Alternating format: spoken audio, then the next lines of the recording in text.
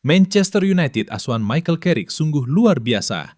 Tangan dinginnya telah kembali dan sejujurnya, tim ini harus diperhitungkan sebagai penantang serius gelar juara Premier League musim depan. Karena ada satu fakta sederhana yang mengubah segalanya. Sejak Carrick kembali ke kursi pelatih Old Trafford bulan Januari, Manchester United mengumpulkan poin lebih banyak dibandingkan tim Premier League lainnya. Mereka meraih 39 poin sekaligus mencetak 33 gol, dan jumlah itu terbanyak di liga selama periode tersebut. Dan pencapaian ini tidak diraih saat menghadapi lawan-lawan yang mudah. Sebanyak 17 pertandingan yang mencakup hampir separuh musim itu melibatkan ujian berat melawan Arsenal, Manchester City, dan Liverpool. Itu bukan sekedar performa bagus sesaat, itu adalah performa tim juara. Yang lebih mengesankan lagi adalah bagaimana Carrick telah mengubah hampir setiap lini skuad. Pertama, Senne Lammens yang menjadi rekrutan terbaik musim lalu. Sedangkan Harry Maguire kembali menemukan permainan terbaiknya, begitu juga dengan Lisandro Martinez. Benny Yoro terus berkembang, Aiden Heavens semakin matang di setiap penampilannya, dan Patrick Dorgu telah membuktikan dirinya bisa menjadi salah satu pemain sayap paling berpengaruh di Premier League. Namun transformasi ini terjadi di lini tengah. Manchester United tiba-tiba tampak begitu kaya akan talenta berkualitas, seperti Bruno Fernandes, Kobbie Mainoo, Youri Tielemans, Mason Mount, dan Andre Santos untuk memberikan Carrick 5 pilihan pemain berpengalaman. Skuad ini tidak membutuhkan gelandang tambahan, mereka hanya butuh Carrick yang mampu menentukan kombinasi yang tepat.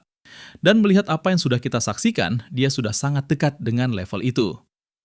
Strategi high pressing United telah menjadi salah satu yang paling agresif di liga, sementara Andre Santos beradaptasi hampir seketika menembus lini pertahanan lawan dengan operan-operan yang mengubah total ritme serangan tim. Lalu lihatlah ke lini depan. Bryan Mbeumo telah unjuk gigi lewat 2 gol gemilang saat melawan Atletico Madrid. Amad Diallo datang dengan penuh percaya diri setelah tampil luar biasa di Piala Dunia. Matheus Cunha terus membuktikan bahwa ia mampu bersinar di momen-momen krusial. Benjamin Sesko tiba dengan catatan rasio gol per pertandingan terbaik di Premier League. Dan itu belum termasuk satu nama yang patut dicermati oleh pendukung United. Dia adalah Marcus Rashford, yang baru saja menjuarai La Liga bersama Barca, bisa saja menjadi pemain pembeda. Namun hal yang mungkin paling menarik bukanlah pemain secara individu, melainkan Michael Carrick sendiri, yang telah membuktikan bahwa United mampu memenangkan pertandingan dengan cara yang sangat beragam. Beberapa pertandingan dijalani dengan mengandalkan permainan transisi yang mematikan. Begitu United merebut kembali penguasaan bola, mereka langsung menyerang dengan kecepatan penuh sebelum lawan sempat mengatur ulang pertahanan. Pertandingan yang menyuguhkan permainan yang sangat berbeda. United mendominasi penguasaan bola, mengatur tempo, dan memaksa lawan menghabiskan sepanjang pertandingan hanya untuk mengejar bola. Sangat sedikit manajer yang mampu membawa tim mencapai level elit dalam kedua gaya permainan tersebut. Carrick telah berhasil melakukannya saat melawan Atletico Madrid. Manchester United menunjukkan bahwa mereka mampu mengendalikan ritme pertandingan sepenuhnya, sembari beradaptasi secara cerdas dengan berbagai situasi dan tantangan taktis yang berbeda. Itulah yang membuat tim ini begitu berbahaya. Mereka tidak lagi bisa ditebak, bisa mengalahkan lawan lewat permainan transisi, bisa menang melalui penguasaan bola, dan juga bisa unggul secara fisik maupun taktis. Dan bagian yang menakutkan, bursa transfer pemain belum ditutup. Skuad ini dipadukan dengan kecerdasan taktis Carrick yang memiliki segalanya untuk bersaing memperebutkan gelar Liga Premier dan kembali menjadi kekuatan besar di Eropa. Ketika Carrick mengambil alih United, ia menghasilkan 12 kemenangan, 3 hasil imbang, serta hanya 2 kekalahan dalam 17 pertandingan. Raihan poin mencapai 39, mencetak 33 gol, dan hanya kebobolan 18 gol. Rata-rata poin United meningkat dari 1,55 menjadi 2,29 per pertandingan. Carrick juga memenangkan kelima pertemuan melawan tim-tim Big Six dan mengubah Old Trafford menjadi benteng yang sulit ditembus. Itu adalah sebuah pencapaian yang luar biasa, namun angka-angka tersebut tidak muncul karena Carrick menemukan pemain ajaib, melainkan mengubah strukturnya. Carrick meninggalkan formasi 3 back dan menerapkan formasi 4-2-3-1 tradisional. Tim bertahan dengan 4 back, 2 gelandang bertahan, dan Bruno Fernandes sebagai pemain nomor 10. Saat tidak menguasai bola, formasinya bisa berubah menjadi 4-4-2 atau 4-5-1. Saat menghadapi tim yang mengandalkan bola mati seperti Arsenal, United bahkan bisa membentuk garis pertahanan dengan 6 pemain. Hal itulah yang membuat kinerja Carrick berbeda. Dia tidak memaksakan skuad untuk mempelajari gaya permainan yang benar-benar baru. Ia memberikan peran yang sudah dikuasai para pemainnya, dan tidak ada yang diuntungkan daripada Kobbie Mainoo.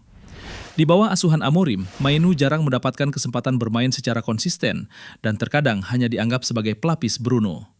Namun kualitas terbaiknya justru terlihat saat ia bermain lebih dalam di lapangan bersama Casemiro. Carrick menempatkannya di samping Casemiro dan ia memberikan dukungan saat tim berada di bawah tekanan, melakukan transisi bola yang bersih, membawa bola ke depan, serta memberikan perlindungan pertahanan. Ditambah lagi, Carrick telah membenahi kelemahan musim lalu untuk musim 2026-27. Andre Santos didatangkan dari Chelsea untuk memberikan kemampuan merebut kembali bola, melakukan pressing, daya jelajah tinggi, dan gol dari lini tengah. Sedangkan Youri Tielemans didatangkan untuk menambah ketenangan, operan vertikal, kontrol permainan, dan pengalaman. United kini memasuki musim baru dengan sebuah pertanyaan yang menakutkan, yakni menjadi tim yang diperhitungkan setelah Carrick akhirnya memiliki gelandang-gelandang yang tidak pernah dimiliki Amorim. Dan ini bukan kebetulan, Carrick telah membuktikan bahwa ia mampu membuat United kompetitif meski dengan lini tengah yang belum sempurna musim lalu. Kini ia memiliki Andre Santos, Youri Tielemans, dan meskipun dunia mungkin enggan mengakuinya, Setan Merah tidak lagi sekedar melakukan improvisasi dalam upaya pemulihan performa. Mereka justru membangun fondasi yang lebih kokoh. Michael Carrick telah membuktikan kemampuannya mengubah Setan Merah walaupun dengan pemain warisan Ruben Amorim. Masa pramusim mengisyaratkan sesuatu yang jauh lebih berbahaya bagi lawan, dan Carrick tidak lagi bertanya-tanya tentang bagaimana cara bertahan hidup. Ia kini menentukan kombinasi pemain berkualitas mana yang harus turun sebagai starter, dan itulah jenis masalah yang diinginkan oleh setiap manajer. Kemenangan 5-0 atas Rosenborg tampak sederhana, namun selama hampir 1 jam, tim asal Norwegia itu menerapkan pressing tinggi, menekan bek tengah, serta membayangi pergerakan Andre Santos dan Mason Mount. United bersikeras membangun serangan dari lini belakang, para gelandang turun menjemput bola untuk membuka jalur operan, sementara para penyerang menekan lini pertahanan lawan. Saat Joshua Zirkzee bergerak mendekati bola, Shia Lacy berlari ke arah sebaliknya. Satu pemain memancing lawan, sementara yang lain melakukan serangan, dan itulah yang membuahkan gol pertama. Aiden Heaven menemukan posisi Zirkzee di antara lini pertahanan lawan. Pergerakan Patrick Dorgu mencegah para bek tengah untuk maju. Zirkzee berbalik dan mengalirkan bola kepada Lacy, yang kemudian menggeser bola ke kaki kirinya dan mencetak gol ke sudut gawang. Itu bukan sekadar aksi brilian yang terjadi secara kebetulan, itu adalah gol yang dirancang dengan matang untuk mematahkan tekanan agresif lawan. Dan ini bukan kebetulan, lantaran Carrick telah melakukan penyesuaian detail selama pertandingan berlangsung. Awalnya Lacy bermain terlalu ke tengah sehingga Bryan Mbeumo terisolasi di sisi kanan. Carrick menginstruksikan Lacy untuk bergerak lebih awal ke sisi lapangan guna menciptakan situasi 2 lawan 1. Dorgu bergerak masuk ke area tengah, sementara Luke Shaw menjaga lebar lapangan.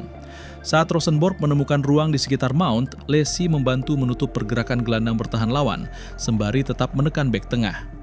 Carrick mengubah struktur permainan secara langsung saat pertandingan berjalan, namun demonstrasi taktis terbaiknya terjadi saat melawan Atletico Madrid.